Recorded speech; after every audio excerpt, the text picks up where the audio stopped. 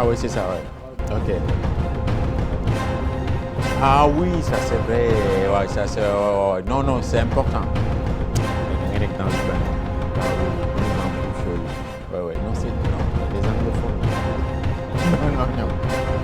Ñoom détail la ñu gérer quoi. C'est pas comme les francophones là.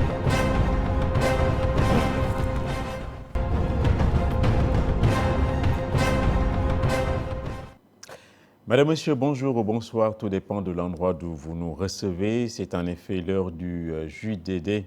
En ce dimanche 10 novembre 2024, notre invité est le directeur général de la Société sénégalaise de presse et de publication, SSPP Le Soleil, Monsieur Lamine Niang en l'occurrence. Merci beaucoup, Monsieur Niang, d'avoir bien voulu accepter notre invitation. Tout le plaisir est pour moi, Hassan Gueye. Je rappelle que vous avez été nommé le 15 mai dernier par Monsieur le Président de la République. Vous êtes un ancien du lycée Abdoulaye Sadji de Rufisque, également de l'UGB de Saint-Louis, où vous avez obtenu une licence en langue étrangère appliquée. Vous êtes passé par la suite en Suisse, puis au Canada, où vous résidiez et où vous étiez également gestionnaire scolaire. On peut dire de vous que vous êtes un Sénégalais de la diaspora ou que vous l'étiez et que vous êtes titulaire aussi d'un diplôme d'études supérieures, professeur de français et médias, militant de la première heure du PASTEF, le parti actuellement au pouvoir, membre également du secrétariat national à la communication de ce parti. Vous étiez l'administrateur de Jotna Media Group, vous êtes donc un cadre, un quadragénaire, vous êtes donc un cadre comme ceux qui vous ont nommé. Merci une nouvelle fois, M. Niang, d'avoir bien voulu donc accepter notre invitation. On va parler rapidement de Jotna Media. Qu'est-ce qu'il est devenu?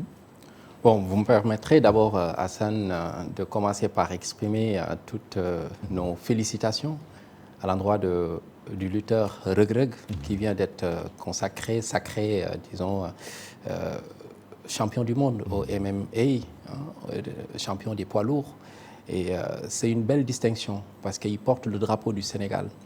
Et dans pareilles circonstances, au-delà de ce sacre, c'est aussi de réfléchir et de voir qu'il y a d'autres opportunités.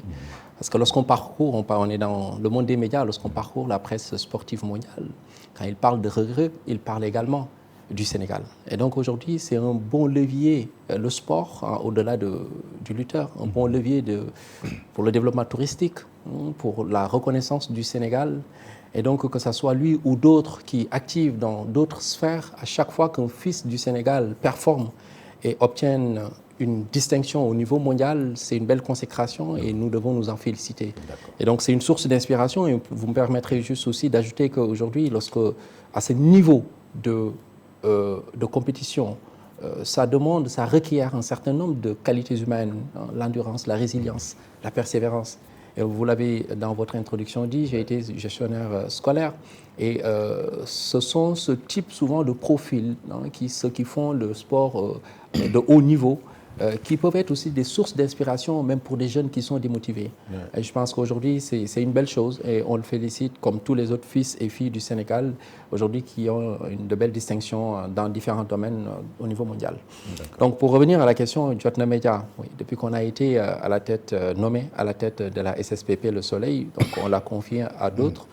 Et donc Jotna continue son petit bonhomme de chemin, c'est vrai, peut-être pas avec le même dynamisme, on nous le reproche, qu'il y avait avant. Et ça peut se comprendre, parce que beaucoup ont obtenu aussi des postes de responsabilité, on ne peut pas faire les deux, et aussi pour éviter la confusion de rôle. Donc aujourd'hui, Jotna est entre les mains d'autres personnes. D'accord, et beaucoup de monde donc, a un peu critiqué les dérives qu'il y avait dans ce média. Est-ce que avec le recul, vous ne vous êtes pas dit que vous teniez un instrument de propagande incontrôlable? Il faut juste revenir sur l'historique de Jotna, pourquoi ça a été créé. Parce que c'est un média digital, donc avec la chaîne YouTube à l'époque, parce qu'on avait compris d'une part c'était quoi l'intérêt et c'était quoi le public qu'il fallait toucher. Et aujourd'hui, ce n'est pas pour rien que lorsqu'on parle des réseaux sociaux, on pense Pastef. Parce que c'est nous qui le détenons, c'est là qu'on a tout un pouvoir qu'on ne partage pratiquement avec aucune autre formation politique. Et parce qu'on a été visionnaire, on avait compris qu'aussi il fallait utiliser les médias sociaux et principalement YouTube, Facebook. Et donc, on avait aussi à l'époque compris que ce qu'on vivait de l'intérieur, cet ostracisme, cette marginalisation de la part des médias classiques. Et donc, il fallait, et on voulait parler aux Sénégalais, ceux qui ont leur téléphone, ceux qui sont dans les villages, ceux qui sont surtout dans la diaspora. Et donc, Jotna, oui, c'est vrai qu'à un moment donné, il fallait apporter la riposte nécessaire par rapport à nous, ce qu'on vivait comme une injustice, en soutenant notre leader. Mais c'est surtout, ce qu'il faut comprendre, c'était tous les programmes qu'il y avait derrière, avec des chroniques pour vulgariser le programme, notre vision du Sénégal, pour surtout, parce que je suis un membre de la diaspora, vous l'avez dit, permettre aussi à la diaspora d'avoir un espace d'expression avec tous ces cadres-là, avec tout ce qui se fait à l'extérieur et qui peut inspirer le Sénégal. Donc, Jotna a joué son rôle par rapport à un contexte bien déterminé, avec donc nous ce qu'on a pu faire et qui a porté des résultats positifs. D'accord, très bien. Donc, vous avez été nommé par la suite. Vous n'en êtes plus l'administrateur, mais vous administrez maintenant une institution qui est le journal national, le quotidien national Le Soleil. Vous avez été nommé. Est-ce qu'on peut ajouter que vous avez été également récompensé? Non, pas récompensé. Moi, je pense qu'aujourd'hui, c'est assez réducteur de parler de récompense parce qu'on a cru à un projet depuis le début. Et on a fait le travail de vulgarisation nécessaire, mais c'est surtout ce qu'il ne faut pas oublier, c'est que, comme dans votre présentation, on a été dans des pays où on nous avait confié des postes de responsabilité et on pouvait y rester jusqu'à notre retraite avec nos familles. Parce qu'on avait tout ce qu'il nous faut peut-être au niveau du confort matériel, financier et tout ça. Mais on a aujourd'hui, et pour moi, il n'y a pas plus grand honneur que de servir son pays. Et aujourd'hui, de revenir ici avec les compétences acquises ailleurs et de pouvoir le partager, et on en parlera tout à l'heure du Soleil, parce qu'il y a des choses qu'aujourd'hui, c'est par ce qu'on a acquis en termes d'expérience managériale qui nous ont servi pour aujourd'hui qu'on puisse apporter toute une différence en un laps de temps à la tête du Soleil. Et donc, comme moi, comme d'autres qui sont dans le parti, qui ont cru en projet, tout cela aujourd'hui, c'est nous qui gouvernons. Et donc, c'est sur la base de compétences, sur la base de vécu qu'on a, et surtout sur la base de la croyance qu'on avait d'un projet, parce qu'il faut partager une vision d'abord, avant de pouvoir l'exploiter, avant de pouvoir le vulgariser, avant de pouvoir le mettre en place. Donc aujourd'hui, c'est pas une récompense, c'est tout un mérite, et comme tous les autres qui sont à des postes de responsabilité dans ce pays. C'est ça, voilà. Le mérite, c'est également la promotion de la jeunesse. Ça fait 7 mois que vous dirigez Le Soleil. Est-ce qu'on peut dire aujourd'hui, vous avez pu prendre vos marques là-bas? Oui, on va dire que c'est vrai, on a trouvé une boîte avec, comme c'était dans les médias, avec beaucoup de difficultés. Il y en a même certains qui nous taquinaient pour nous dire, vous retrouvez une boîte avec tous les problèmes du monde. C'est vrai. Mais moi, je suis quelqu'un qui, je me dis, je suis content à chaque fois, peut-être qu'on va y revenir plus tard, au niveau de la politique, avec le Premier ministre, partout, dans les caravanes, dans tous les endroits où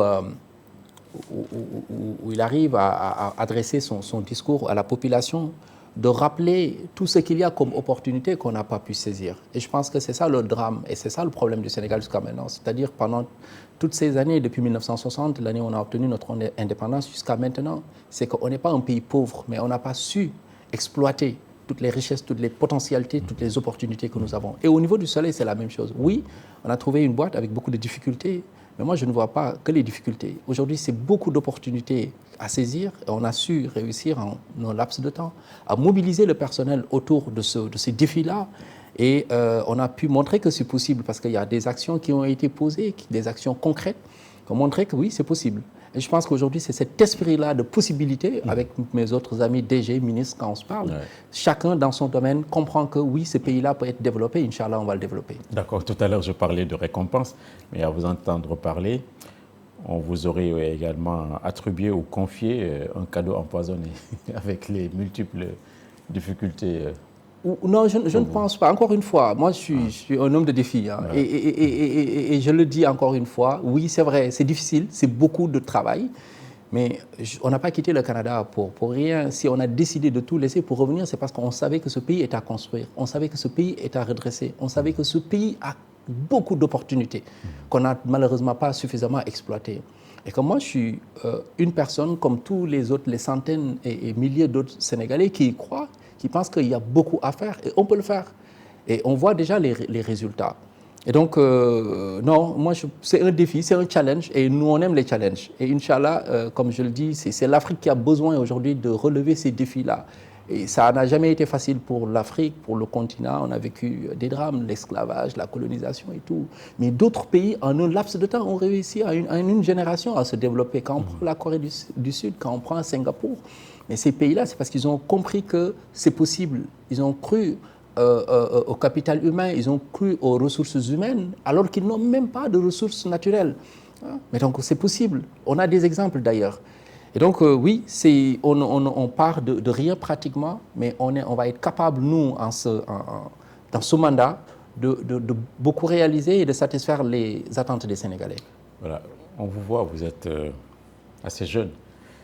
Et la question qui pourrait venir dans l'esprit, dans notre esprit, c'est pourquoi on vous a confié une chose aussi ringarde. C'est pas méchant, mais le soleil, c'est quand même le vieux monde un peu, non? Le vieux monde qui continue dans le nouveau monde, on va dire. Et c'est une grande satisfaction, hein, malgré tous les défis, d'être porté à la tête d'une institution, hein, comme le soleil. Parce qu'aujourd'hui, comme je le disais tout à l'heure, avec toutes les opportunités qu'on voit, est-ce qu'on est capable de faire? Aujourd'hui, c'est un média de service, c'est un média public. Et ce média public qui fait donc dans l'information publique.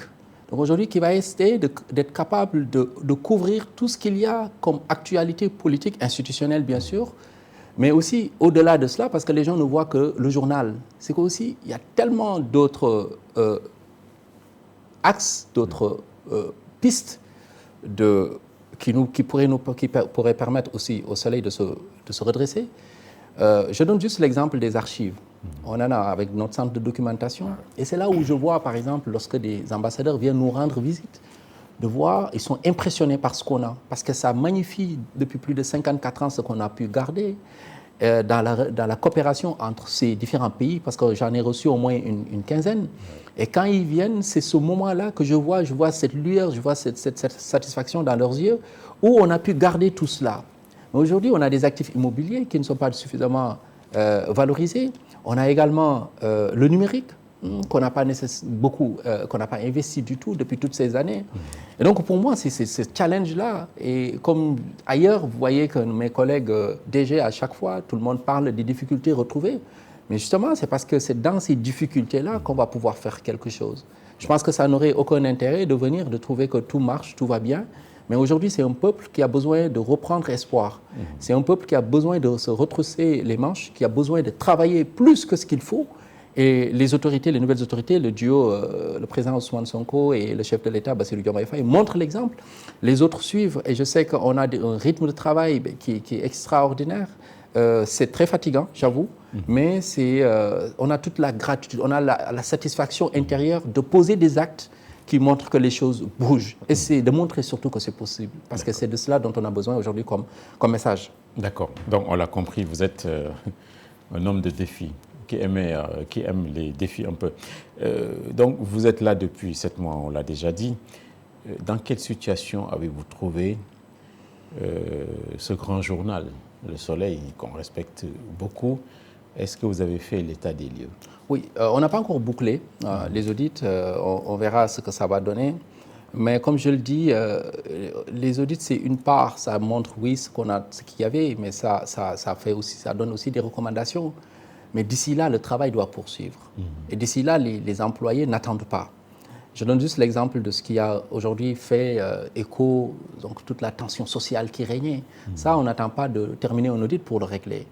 Je pense que depuis qu'on a été porté à la tête de cette institution-là, on a réussi quand même à apaiser le climat social, hein, en faisant preuve d'écoute active, en faisant preuve de bienveillance, en faisant preuve aussi d'exemplarité et de modèle, en montrant que c'est possible, en montrant que nous sommes là pour travailler. Et donc, ce message-là, cette communication-là, je pense, a passé, et le personnel l'a compris. Et ce qui fait qu'aujourd'hui, on a, comme je le disais tout à l'heure, toutes ces opportunités-là qu'on n'a pas saisies, et qui font qu'aujourd'hui, on nous fait confiance. Et je pense que, je donne juste, il y a beaucoup de choses qui ont été faites en ce laps de temps. Vous savez, le soleil était distribué seulement à Mbour, Kaolack, Saint-Louis, Thiès, bon, Dakar bien entendu. Et on a ajouté 19 autres localités. Aujourd'hui, le journal est disponible à Ziguinchor, alors que ça faisait plus de 10 ans où le journal n'y était pas. Aujourd'hui, on nous parle de Dagana. Il y a des zones reculées où le soleil n'était pas distribué. Et le soleil y est. Aujourd'hui, on est en train de travailler sur la réfection de nos bureaux régionaux, parce qu'on les a trouvés dans un état de décrépitude très avancé. On a aujourd'hui réussi à régulariser ceux qui avaient des contrats qui étaient constamment renouvelés. Donc, on utilisait cela peut-être plus levier pour mettre la pression sur certains, en tout cas pas pour les bonnes causes. Et aujourd'hui, on a réussi à mettre de l'ordre. On le fait progressivement. Tout n'est pas encore complètement fini et ce sera un travail sans fin. Nous allons juste venir poser notre pierre à l'édifice, comme nos prédécesseurs, ils ont eu à le faire, d'illustres prédécesseurs justement qui ont été à la tête du soleil. Après, d'autres viendront aussi poursuivre. C'est comme un pays, ça se construit. Donc nous sommes là pour faire notre part, avec la bonne foi, avec la maîtrise que nous pensons détenir, les compétences également, pour redresser cette boîte-là. Et aussi honorer la confiance de ceux qui nous ont mis à la tête de ce pays. D'accord. Et vous espérez avoir le résultat des audits quand ça? Ouais, très bientôt. On attend et après on communiquera là-dessus. D'accord. Et là, vous ne pouvez rien dire, vous n'avez aucun indice ou élément? Non, pour l'instant, non. Disons que oui, on a trouvé, hein, comme dans toutes les entreprises publiques, un état d'endettement très, très avancé. Hein. Ça, on l'a trouvé. On a trouvé également, comme je le disais tout à l'heure, un climat social. On a trouvé qui est délétère. On a trouvé également aujourd'hui beaucoup de niches, hein, qui n'étaient pas explorées, où on voit que voilà, c'était laissé à l'État. Mais tout cela, c'est qu'est-ce qu'on va faire pour que les choses bougent en attendant justement de disposer voilà, des résultats des audits et puis de voir par la suite maintenant qu'est-ce qu'il y a lieu de redresser, de revoir. Mais comme je le dis encore une fois, ce pays-là, on va faire le nécessaire. On fera l'état des lieux, c'est vrai, mais c'est comment on réfléchit par rapport à notre vision qu'on a. Du soleil, une vision qui est basée sur comment on va repositionner le soleil pour en faire un média de référence, en renforçant son rôle de service public, en diversifiant ses sources de revenus, en modernisant les infrastructures, mais surtout en développant le numérique. D'accord. Endettement, vous en avez parlé, important, sans donner de chiffres, on peut avoir un chiffre? Ouais, c'est à des milliards, on va dire. Sans vous donner de chiffres, c'est à des milliards. D'accord. Et la faute à qui? Parce qu'on a vu lors de la passation votre prédécesseur battre sa coulpe. C'est très honorable de sa part. Mais quand on s'excuse, c'est parce qu'il y a des fautes en amont. Est-ce que vous lui reprochez quelque chose à votre prédécesseur? Bon. Disons que, comme je le disais tout à l'heure, on attend de voir les audits parce que j'aimerais qu'on soit très, très factuel également, hein, que ça s'appuie sur des données probantes avant de pouvoir nous y prononcer. Mais c'est clair qu'aujourd'hui, avec tout ce qu'on a trouvé, il n'y a pas que moi. Hein, déjà, il y a le personnel qui n'était pas satisfait de cette gestion. Quand je vous parle d'endettement à coût de milliards, ben, c'est parce qu'il y a eu, voilà, au niveau de la gestion, il y a beaucoup à dire. Hein, c'est la coule de source. Hein. Quand on retrouve un personnel très démotivé, ça veut dire qu'il y a un problème au niveau de la gouvernance. Alors que c'est une boîte, comme je le dis tout le temps, qui a beaucoup d'opportunités à saisir. Et donc, voilà, il y avait réellement, oui, des problèmes. Mais encore une fois, ce sont des problèmes qu'il ne faut pas occulter, qu'il faut éclaircir, mais c'est surtout comment aussi on se projette vers l'avenir. Et dans cette ambiance-là, vous avez pu résorber ou régler les difficultés sociales, les remous sociaux qu'il y avait là-bas, parce que Dernièrement, le syndicat et les agents étaient très en colère là, et arrivaient même à se donner en spectacle, de sorte que la réputation et même l'image du Soleil étaient totalement écornées. Ah, vous dites avant, avant notre arrivée. Oui. Là, on peut entendre maintenant les mouches voler, tout se passe bien là-bas. Oui, tout se passe bien. En tout cas, je vous inviterai, vous êtes journaliste, à peut-être faire un tour là-bas et interroger le personnel. Ça vous donnera une idée. En tout cas, je le dis, hein, on ne sait jamais, et en toute humilité, quand on fera des erreurs, on sera les premiers à reconnaître qu'on a fait des erreurs. Nous ne sommes pas parfaits, mais nous sommes animés de bonne foi. Et nous savons qu'on peut beaucoup faire. Ce pays va se développer. C'est une conviction forte et je n'ai aucun doute là-dessus parce que nous connaissons ceux qui sont à la tête de ce pays-là. Et encore une fois, et ça passe par ce qu'il faut, ce climat social-là, cette confiance-là qu'il faut rétablir. Et nous sommes en train de le réussir, je le dis. Et quand ce sera le moment de... Voilà, on ne dira pas qu'il n'y aura pas de problème. Hein, on espère qu'il n'y en aura pas. Mais quand ça arrivera, on verra d'où ça vient, comment on fait pour rétablir l'ordre, comment on fait pour reprendre le contrôle, comment on fait pour régler la situation, on le fera, mais jusqu'au moment où je vous parle, voilà, ça va bien. D'accord, très bien. Je rappelle que dans ce numéro de JDD, nous y recevons le nouveau directeur général du grand journal Le Soleil, on aime à le rappeler. Donc malgré les difficultés financières, parce que quand on dit endettement, ça veut dire que ça ne va pas bien, malgré tout ça, vous arrivez à payer les salaires à la fin du mois, il n'y a pas de problème. Ben justement, on arrive à payer les salaires, on arrive surtout à essayer de trouver, de diversifier d'autres sources de revenus, parce que souvent, je me dis que c'est peut-être ce qui manque aux médias, c'est-à-dire il y a cette créativité-là, c'est comment on réfléchit à diversifier les sources de revenus, comment par rapport à ce qui existe aussi, comment s'inspirer de ce qui se fait ailleurs de meilleur. Et je pense qu'aujourd'hui, c'est d'être même capable pour un média public, on a toujours besoin, parce que ça se fait ailleurs, on a France Média Monde qui regroupe France 24, TV5, et qui est payé avec l'argent du contribuable. Dans tous les pays au monde, il y a toujours des médias publics et c'est naturel que l'État appuie. Mais nous avons des États aussi notre objectif, c'est comment appuyer l'État, comment l'aider. Quand on pense à la diversification de nos sources de revenus, c'est comment aujourd'hui permettre même à l'État d'être, je ne dirais pas d'arrêter d'appuyer les médias publics, en tout cas pour ce qui est du Soleil, mais comment être le plus autonome possible. Et ça fait partie de nos défis. Et nous en sommes capables avec tout ce qu'on est en train de mettre en place, mais pour revenir à la question, oui, les salaires sont payés. On continue de vivre avec ce qu'on peut en réglant les problèmes au fur et à mesure. D'accord. Donc, on est dans un contexte d'alternance au Sénégal, alternance politique. Et quand il y a alternance, les entrants, ceux qui viennent comme DG, etc., font toutes sortes de reproches à ceux qui étaient là. Par exemple, on a entendu d'autres DG dire qu'ils ont trouvé des situations de masse salariale extravagantes dans leur société. Est-ce que c'est le cas chez vous au Soleil? Est-ce que la masse salariale est supportable? Et est-ce qu'on peut avoir des chiffres et le nombre de personnel également que vous avez? Est-ce qu'il n'y a pas de sur-effectif chez vous?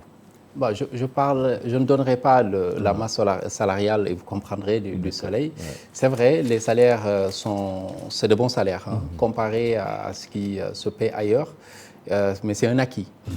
Donc nous, on va essayer de préserver cet acquis-là et de continuer à travailler encore une fois. Et moi, je le dis, c'est vrai, on parle après, quand on aura les résultats de l'audit, ça permettra de nous faire une idée. Mais aujourd'hui, c'est comment on va tout faire pour même aller chercher d'autres mondes, comment aller recruter davantage. Parce que c'est aussi ça le défi que nous avons, même si ce n'est pas notre objectif premier. On réfléchit, on pense que c'est le privé, l'État essaie de mettre les conditions favorables d'un environnement économique adéquat pour attirer des investisseurs, pour permettre une impulsion, un dynamisme du secteur privé. Mais au niveau aussi public, même en rajoutant du personnel, en recrutant, on aide à la résorption et à la diminution du taux de chômage. Parce qu'aujourd'hui, le grand défi, c'est avec cette jeunesse-là, comment arriver à leur trouver de l'emploi. On a hérité d'une situation qui n'est pas facile économiquement. On a hérité d'une situation où on a, comme je le disais tout à l'heure, les autorités n'ont jamais pensé à comment permettre à cette jeunesse-là de le faire rêver, comment le fixer dans le pays avec ce qu'il faut comme opportunité à saisir. Et pour nous, à chaque fois qu'on y arrive, à chaque fois qu'on crée des secteurs qui vont créer de l'emploi, mais on est fiers. Et c'est ça aussi l'objectif, c'est de dire qu'en 5 ans, on a trouvé le Sénégal avec tant de taux de chômage, quel niveau de taux de chômage, et qu'on a réussi en 5 ans aujourd'hui à aller à un niveau où, je ne dirais pas que, parce que dans tous les pays du monde, oui, il y a toujours des chômeurs, mais comment on va créer de l'emploi. Je pense qu'avec le référentiel, le master plan et sur 10 ans, donc la vision 2050, et avec aussi ce qu'on a comme la stratégie de développement sur 5 ans, aujourd'hui, il y a la vision qui est là. Aujourd'hui, le Premier ministre, quand il sillonne le pays, ce qu'il rappelle constamment, c'est comment on n'a malheureusement pas réussi à exploiter les opportunités qu'il y a dans les territoires, dans les terroirs. Que ce soit, et c'est pour ça que l'idée des 8 pôles régionaux qu'on a, de voir chaque pôle, c'est quoi les opportunités qu'il y a à saisir et de permettre à ces populations de se fixer, de travailler et d'impliquer le secteur privé. Et tout cela, c'est possible. Donc c'est cette vision-là qui manquait. Aujourd'hui, on est sur la bonne voie. En tout cas, la vision, elle est claire. Je connais le duo qui est à la tête de ce pays, avec leur désintéressement, avec leur parcours exemplaire en termes de probité morale et en termes d'intégrité. Et donc je pense qu'à ce niveau-là, on a de quoi être fier et on a de quoi être confiant. D'accord, très bien. On revient sur les finances du Soleil. Il y a la publicité, même si ça s'érode de plus en plus globalement dans la presse. Quelles sont les autres sources de financement de votre société? Je pense que je prends juste l'exemple du numérique. Donc aujourd'hui, le site est en construction actuellement, on va bientôt le finaliser, on va le lancer. Vous savez, le journal, beaucoup nous le réclament, qui nous demandent, surtout au niveau de la diaspora, comment obtenir le journal. Donc on est en train de travailler là-dessus et bientôt on va dévoiler le site. Ça permettra, c'est des sources de revenus supplémentaires aux gens qui sont intéressés à pouvoir s'abonner. D'ailleurs, même au niveau du Sénégal, il y en a certains qui vous disent « moi je ne veux pas m'abonner, je peux acheter quand je peux, mais je préfère l'abonnement numérique ». Donc ça, ce sont des sources de revenus. Aujourd'hui, il faut réfléchir avec des collaborations avec certaines entités. On a l'édition du magazine bientôt qui va sortir au mois de fin novembre, donc avec l'ambassade de la Turquie. On a le magazine donc aussi qu'on va éditer pour l'APIX, mais aussi pour le CICES avec les 50 ans de la FIDAC. Tout ça, ce sont des opportunités qu'on peut saisir, mais aussi c'est de réfléchir avec les actifs immobiliers que nous avons, mais aussi de réfléchir à tout ce qui est événementiel. Il y a beaucoup de choses parce qu'il ne faut pas oublier, le Soleil, c'est une société anonyme, avec une participation publique majoritaire. Donc, il y a beaucoup de choses que nous pouvons faire et qui pourraient nous ramener. Je ne vais pas tout dévoiler ici, mais c'est vrai que la réflexion, elle est là. C'est inscrit dans notre plan stratégique de développement qui est en cours de rédaction. Et donc, ce sera le moment de dévoiler un peu tout ce qu'on a comme idée, qu'on a comme vision par rapport au Soleil et tout ce qu'on peut faire aussi pour permettre au Soleil de rayonner davantage au-delà de la partie éditoriale. D'accord, très bien. Dans vos différents discours, on entend que vous avez l'ambition de mettre en œuvre ou d'accélérer la dynamique de modernisation de votre société. Dynamique de modernisation, est-ce que vous auriez l'intention de supprimer une bonne fois pour toutes l'édition papier du journal Le Soleil? Bon, vous savez, il y a plusieurs modèles. J'ai été récemment en benchmarking au Times, le journal à Londres, et eux, ils ont quand même réussi à conserver le journal papier. Mais quand ils se sont lancés dans le numérique, ils ont pu multiplier par 5 le nombre d'abonnements et de visiteurs sur le site. Mais comme actuellement, il y a comme 500 000 personnes qui visitent le site. Et le tirage, c'est à 100 000. Bon, c'est très loin de nous ce qu'on peut faire ici au Sénégal en termes de tirage. Donc c'est un modèle hybride. Ils ont quand même conservé. La presse au niveau du Canada, eux, ils ont vécu leur transition numérique complète. Donc le journal a complètement disparu. Et ils regrettent le journal papier. Et ils ne le regrettent pas. Et donc ce sont des modèles. C'est clair qu'aujourd'hui, tout va dépendre. On est aussi dans un pays où on parle de transition numérique. Est-ce que tout le monde dispose d'une tablette, d'un téléphone, de la connexion Internet? Il y en a qui restent attachés au papier. Moi, je suis très digital, mais je reste le sentiment de toucher le papier, ça me donne aussi une grande satisfaction le matin quand je prends mon café, de pouvoir feuilleter le journal. Et je sais que pour d'autres, c'est pareil. Donc, la réflexion continue. Pour l'instant, on garde le papier, on verra comment les choses comment les choses vont évoluer, et par la suite, on prendra les mesures et les décisions qui conviennent, les décisions adéquates. D'accord. Donc, il est possible, il est envisageable qu'un jour que le papier disparaisse chez vous. Comme ça s'est fait ailleurs, hein, comme je le dis, comme ça s'est fait ailleurs, et ce serait de permettre un plus grand accès au journal, aussi de permettre avec le digital de ne pas surtout avoir, il y a le journal, mais aussi parallèlement les autres types de contenus audiovisuels, hein, parce que quand on parle du digital, ce n'est pas que le journal. Et ça me permet aussi de dire comment nous, dans notre vision des choses, au niveau de la réflexion, quand on parle de service public, ce qu'on a fait avec le magazine spécial Magal et spécial Touba. Mais la grande nouveauté, ça a été d'intégrer l'arabe là-dedans. Donc c'était pour permettre un accès au plus grand nombre. Et c'est ça aussi notre mission. Donc quand on pense audiovisuel, quand on pense ajout d'autres langues, quand on pense aujourd'hui à comment diversifier, l'objectif c'est comment aujourd'hui permettre à la population le plus possible d'y avoir accès, mais comment aussi s'adapter à un environnement qui est mouvant, donc qui n'est pas statique. Et de réfléchir aussi au futur. Et donc, on verra, encore une fois, comment les choses vont évoluer et on s'adaptera. Mais le plus important, encore une fois, et ça, j'en appelle peut-être à tous les acteurs de la presse, c'est comment réfléchir aux innovations, comment réfléchir à ce qui se fait ailleurs et comment aussi se projeter. Parce que l'immobilité tue. L'immobilité n'est pas source de créativité et de mouvement. Donc il faut qu'on soit capable constamment de voir. Et il y a des modèles, surtout ça, je le dis, on n'a pas besoin de réinventer la roue. Que ce soit dans la presse, que ce soit dans tous les autres secteurs, il y a des choses qui existent et à partir desquelles on peut s'inspirer et qui fonctionnent. Ouais, très bien. Donc il faut suivre le mouvement, mais il faut faire de sorte également que le contact physique avec le journal ne disparaisse pas totalement, parce qu'il y a des lecteurs qui aiment ce contact physique-là. C'était une petite appréciation. Alors, est-ce que vous avez travaillé sur votre lectorat? Est-ce que les lecteurs du Soleil augmentent ou est-ce qu'ils sont en train de diminuer?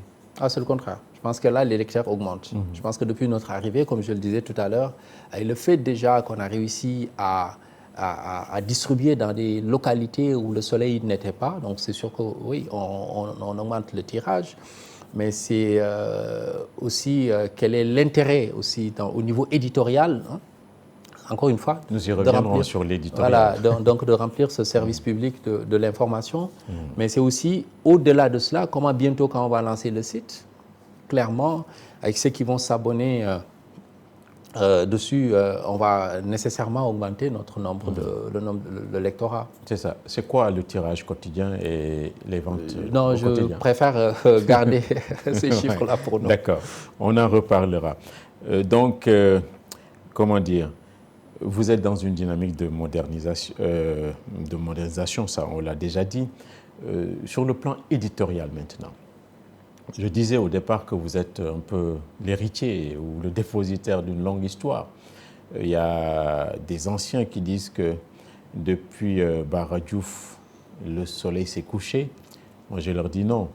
La relève est sauve, elle est là, elle est maintenue, parce qu'il y a de grands journalistes toujours au soleil, voilà, etc. Vous, on vous a vu écrire des éditos, je ne sais pas, dithyrambiques. qui sont totalement dithyrambiques pour le PASTEF, pour le président, pour le Premier ministre, etc.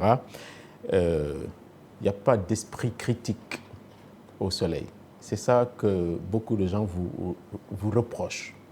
Est-ce que vous allez travailler dans ce sens, apporter des améliorations, diversifier un peu les sensibilités au soleil? Moi, ce n'est pas les mêmes retours que je reçois. Beaucoup, au contraire, nous félicitent de cette ouverture. Ouais. Pas plus tard qu'il y a 2 jours, j'ai reçu un appel d'Agana qui nous disent, de lecteurs qui disent à quel point, pour une fois, ils voient qu'on laisse de la place à l'opposition. Donc aujourd'hui, vous parcourez le journal dans les pages dédiées à la couverture de la campagne. Tout le monde y est. Toutes les coalitions ou les partis, en tout cas actuellement, en tout cas, on essaie le plus possible d'être le plus inclusif possible dans le traitement de l'information. Tout le monde y trouve sa place. Également, sur la page Facebook, vous le trouverez. Mais ce qu'il ne faut pas oublier non plus, c'est que le soleil, et ça a été quelque chose, moi, c'est vrai, de loin, on lit, mais aujourd'hui, je me rends compte et je suis même en mesure de le dire. Je pense qu'aujourd'hui, c'est les meilleurs journalistes de la presse écrite sont au soleil. Je ne parle même pas au niveau du Sénégal, mais je peux même risquer de parler au niveau africain. Donc, quand on parle des meilleurs, ce sont des responsables. Donc, qui utilisent la déontologie, qui utilisent leur professionnalisme dans tout ce qu'ils font. Et jusqu'à maintenant, vous pouvez interroger, il n'y a personne aujourd'hui qui est venu leur dire que voici la direction vers laquelle vous devez regarder, et comment vous devez écrire ou sur qui vous devez écrire. Ils ont une totale liberté par rapport à ce qui est au niveau éditorial. Et je pense que ça a manqué, parce que ce n'était peut-être pas le cas avant. On leur montrait une direction. Et ils le font en toute responsabilité. Et c'est cela que le pays, et je pense qu'on a vu ces ruptures-là. Ce pays en avait besoin. Et maintenant, c'est toujours l'opposition qui ne va peut-être pas trouver peut-être tout l'espace voulu. Mais c'est pour ça qu'aussi, il faut se féliciter qu'il y ait d'autres médias qui permettraient aussi de multiplier la possibilité de s'exprimer. D'accord. Est-ce que on peut s'attendre un jour à ce que vous fassiez un papier ou un édito critique à l'égard du pouvoir, ou c'est une vue de l'esprit? On a vous l'avez dit, je suis membre du secrétariat national à la communication. Moi, je fais partie aujourd'hui, je suis responsable des responsables du parti. On m'a confié un journal, une institution, un média public. Je pense qu'aujourd'hui, au lieu d'être critique, être critique pour être critique, non. Comme j'ai la possibilité, s'il y a des choses à changer, parce que l'objectif, c'est comment, et ça, c'est peut-être un état d'esprit que nous devons tous avoir, comment être capable d'accompagner les autorités pour le bien de ce pays, pour le développement de ce pays. Je pense que tant et aussi longtemps qu'on a la possibilité de parler directement avec les nouvelles autorités, de les conseiller ou de leur faire parvenir nos avis, on le fera. On n'a pas besoin de l'exposer directement. À quelle fin? D'accord, très bien. Avant de venir à la politique, on parle rapidement de l'ADP, l'agence de distribution de presse, qui n'est pas dans un bon état ou une bonne situation. Vous l'avez visité récemment. Et d'abord, vous allez nous rappeler c'est quoi l'ADP, parce qu'il y a un besoin d'explication. Et est-ce qu'elle ne pourrait pas déposer le bilan dans un avenir proche, parce que ça ne va pas bien, en fait, parce que la presse, quand elle ne va pas bien, la distribution, c'est un effet domino, ça n'ira pas bien. Est-ce que l'ADP peut s'en sortir là, dans ces conditions? Pas dans ces conditions. Encore une fois, c'est comme la presse de façon générale. Donc on a besoin de relancer l'ADP, pas avec le même modèle. Il faut être inventif, et nous avons quelque chose en tête. Bon, malheureusement, je ne pourrais pas vous dévoiler exactement c'est quoi, mais on a quelque chose que nous avons en tête pour la relance de l'ADP. Mais c'est dommage aussi qu'on ait trouvé cette entité-là, l'ADP, l'agence de distribution de presse, qui jouait ce rôle donc formel de cadre pour la distribution de presse. Et quand j'ai été en visite à l'ADP, il y a l'un des employés qui m'a raconté une anecdote. Et ça fait tilt. Parce qu'il m'a dit qu'il y a une fois où c'est l'ancien Premier ministre, Mama Diorbo, donc qui était pratiquement dévêtu. Je pense qu'on se rappelle tous de cette une-là. Mais on a été capable de rattraper la distribution parce que justement, il y avait l'ADP qui gérait la distribution. Mais au-delà de cela aussi, aujourd'hui, on le sait, tout le monde a son téléphone, on ne sait pas ce que chacun regarde. Mais au niveau étatique aussi, il y a une question de souveraineté par rapport à la circulation de l'information. Mais l'ADP, donc au-delà de la distribution de la presse locale, gérait aussi toute la distribution de la presse étrangère et donc de tout ce qui venait dans ce pays-là. Donc on avait un droit de regard et de contrôle. Comme je le disais tout à l'heure, c'est une question même de sensibilité et de souveraineté. Mais de manquer cela, parce que justement on a laissé faire, on a tué l'ADP. Bon, il y a un réseau informel qui s'occupe de la distribution. Malheureusement, avec tout ce qu'il y a comme risque, c'est vrai, ça crée de l'emploi. Il y en a dont c'est leur gagne-pain. Mais quand même, ça a besoin d'être encadré, ça a besoin d'être relancé avec peut-être d'autres façons de faire en intégrant le numérique. Parce que tout cela, ça fait partie de la distribution. Mais je pense que oui, on a cette ambition-là de relancer l'ADP, peut-être avec une nouvelle formule, différente de ce qui existe actuellement. Très bien. Et on vous a suivi durant cette visite. Vous avez beaucoup insisté sur le foncier de l'ADP, plus de 5 000 mètres carrés. Est-ce que vous auriez l'option de spolier tout ça là? Parce qu'on peut rappeler aussi que les Français détenaient cette agence-là avant qu'ils ne vous la cèdent.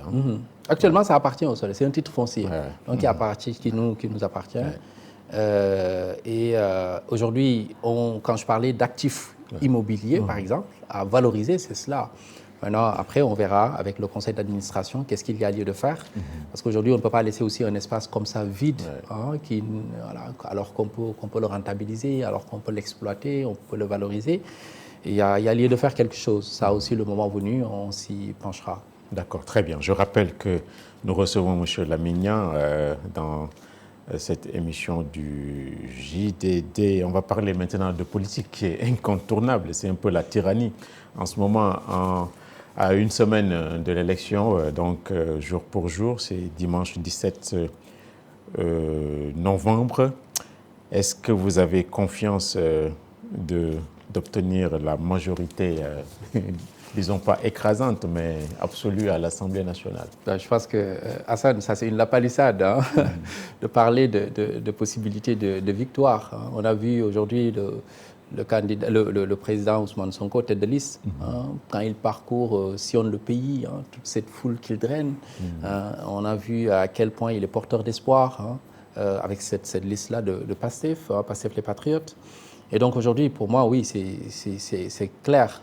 À quel niveau on va gagner, c'est peut-être ça la question qu'il faut se poser. Et combien on va laisser à l'opposition, mais la victoire, ça, on n'a aucun doute là-dessus. Et je pense qu'aujourd'hui, les mobilisations qu'on voit partout, à travers tout le pays, et ce n'est pas encore fini. Donc pour moi, c'est un indicateur assez édifiant sur ce que ça devrait être, les résultats. De toute façon, d'habitude, la relance qui vient, ben oui, avant on le voyait, mais ils ont perdu. Mais je pense que là, il n'y a pas photo.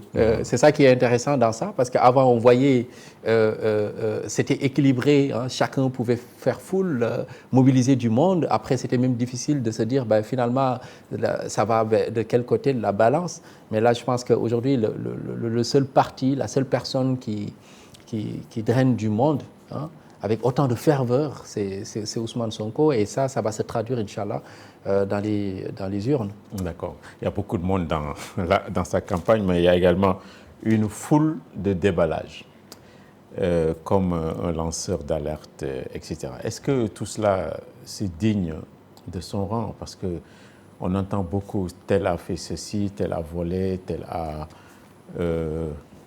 détourner l'argent public, etc. Est-ce que ça, c'est digne de son... Bon, encore une fois, on est dans... Et c'est ça aussi, ce qui est dommage avec la presse, c'est de toujours, on reste dans peut-être des détails.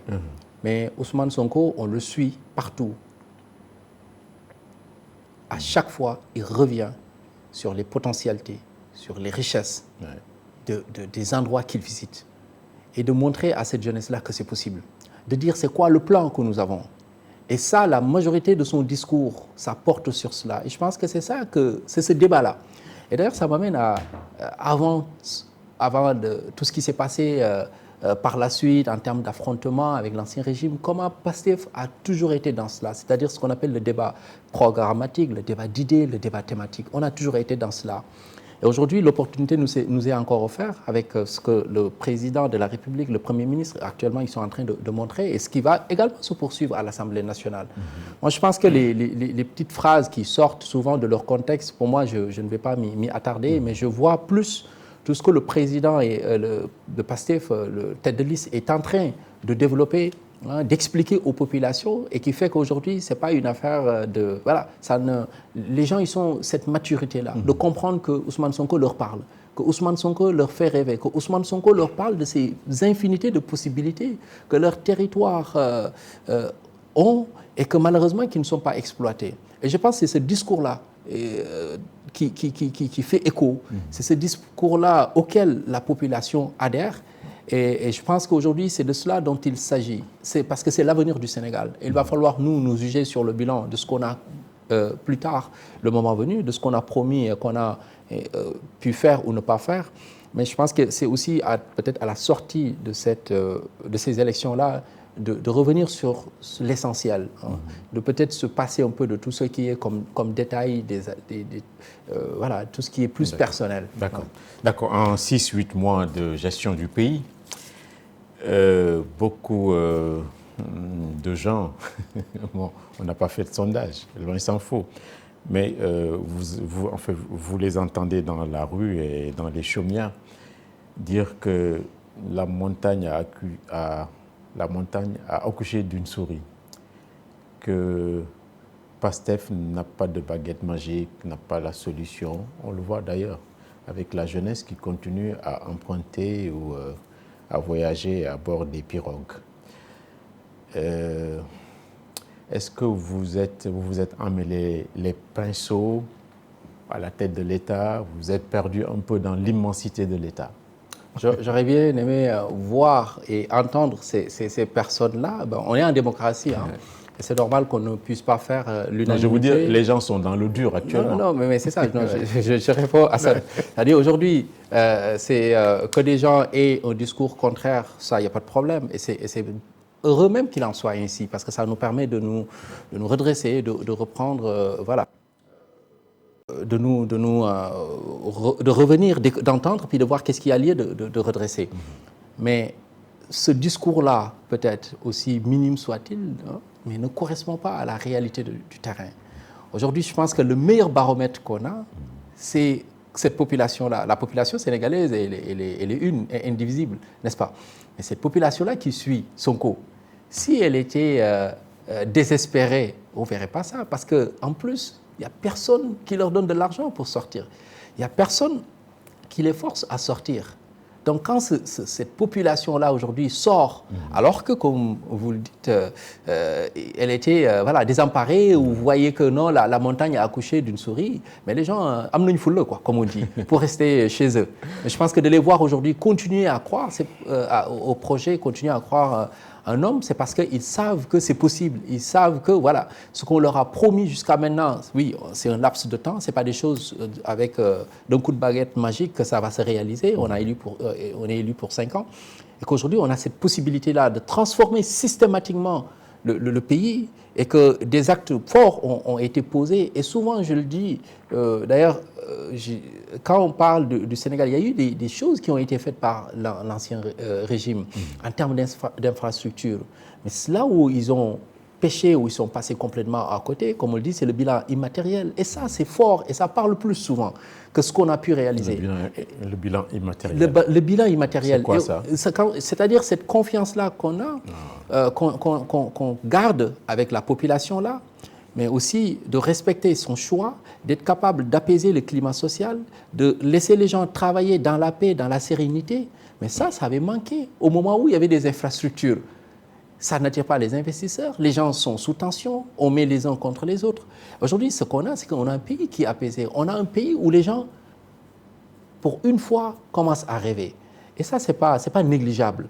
Et donc, à partir de là, plus maintenant la vision qui est là, plus les hommes compétents qui sont à la tête de ce pays, moi, en un temps record, et je le dis, on va être capable de le faire, parce que d'autres l'ont réalisé. Je donnais l'exemple de Singapour, de la Corée du Sud. Donc, je n'ai aucun doute là-dessus pour les 25, 30 prochaines années avec PASTEF à la tête de ce pays-là, en une génération, de changer complètement la vie des Sénégalais positivement. D'accord, très bien. Voilà, vous l'avez un peu mentionné, depuis que vous êtes là, il n'y a pas de violence, il n'y a pas d'insurrection depuis que vous avez le pays.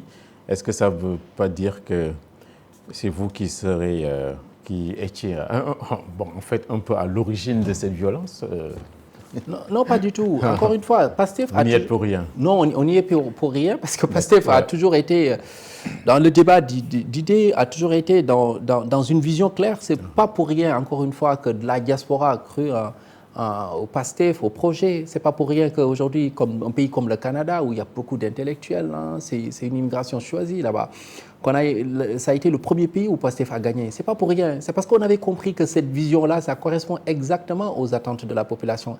Et que quand c'est matérialisé, ce pays va se développer. Maintenant, il y a eu une situation qui est là, voilà, qu'on nous a imposé une injustice que le leader a subie. Et cette injustice-là, comme tout militant normal qui défend son leader, qui défend un projet auquel il croit, la population donc de PASTEF, des jeunes, se sont levés pour dire non à cette injustice-là. Ça a créé ce que ça a créé en termes de tension, très regrettable. Mais je pense qu'aujourd'hui, c'est une histoire qui est derrière nous. Bien sûr, avec la nouvelle Assemblée, certainement, on va revenir sur ce qui s'est passé, sur les morts, parce qu'on ne peut pas passer ça par pertes et profits. Mais il va falloir peut-être, aujourd'hui, nous, encore une fois, regarder vers l'avenir et nous projeter vers ce qu'on peut faire. D'accord. Monsieur le Président de la République a lancé des appels pour le calme et la cohésion, en tout cas la paix.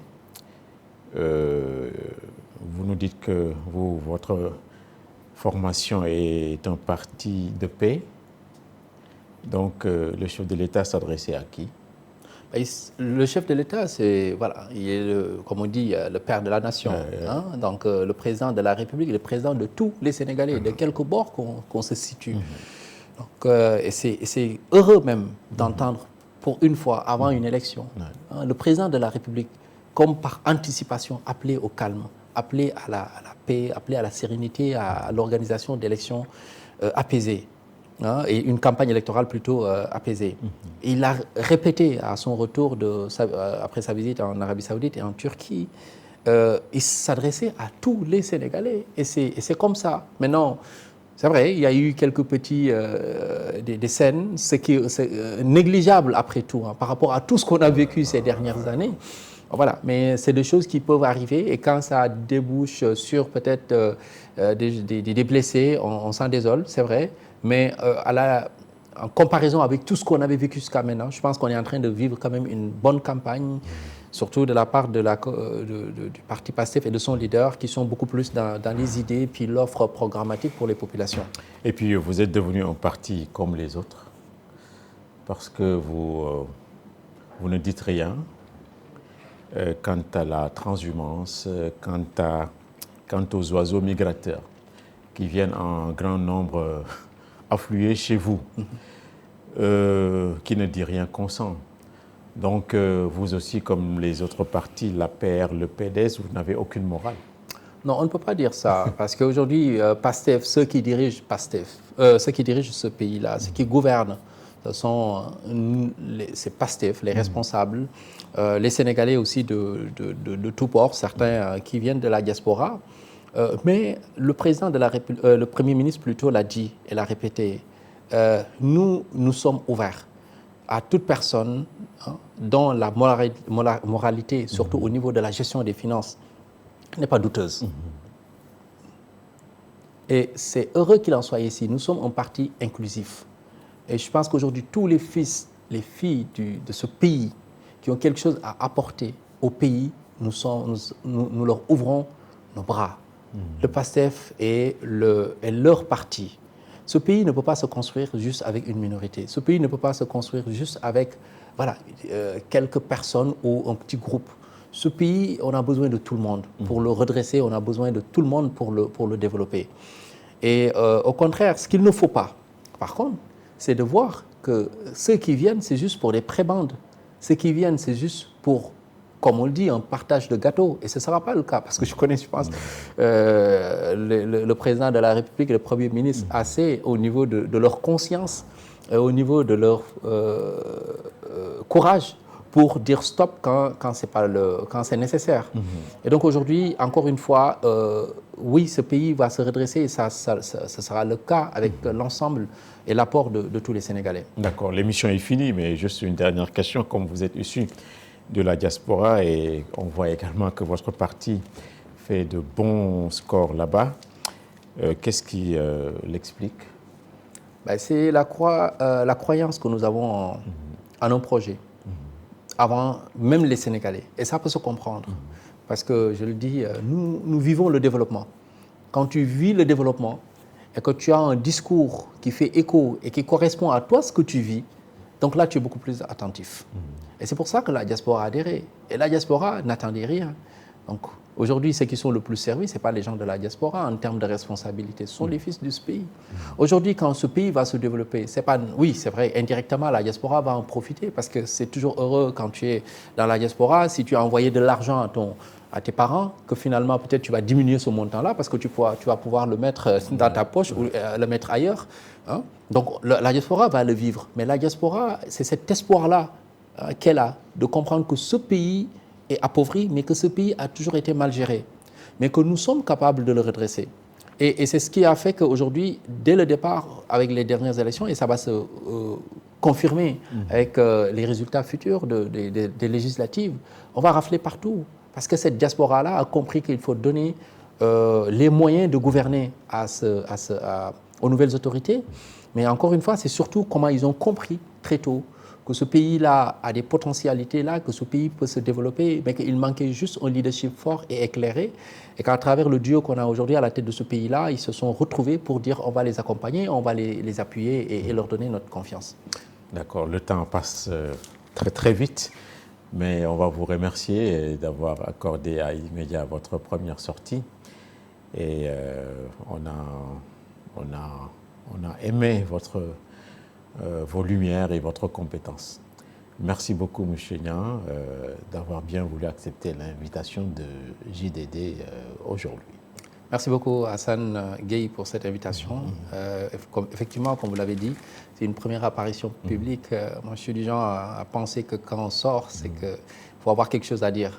Je pense qu'aujourd'hui, avec le contexte politique, avec aussi, depuis notre arrivée à la tête du Soleil, il y avait des choses peut-être à partager avec le public et il fallait le faire.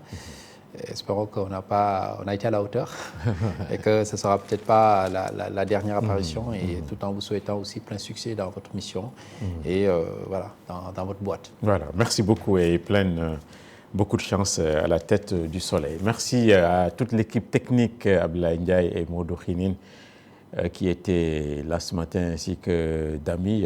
Merci de rester fidèles à la radio ainsi qu'à la télévision, et bon dimanche à vous tous.